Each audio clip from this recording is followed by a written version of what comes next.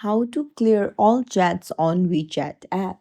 Hey everyone, welcome back to the channel. If you are new here, don't forget to hit the subscribe button and turn on the notification bell to not miss any updates. So in this video, I'll show you how you can clear all the chats at the same time in your WeChat app. So let's dive right in. First things first, you'll need to open up your WeChat app and then head over to your profile in the bottom right corner, and then there go to settings. Then you can go to manage chat history, and then you can see all clear all chats. Tap on it and then clear all. You can see that chat history cannot be recovered once cleared, so make sure that you want to clear everything and tap on clear all chat and hit done.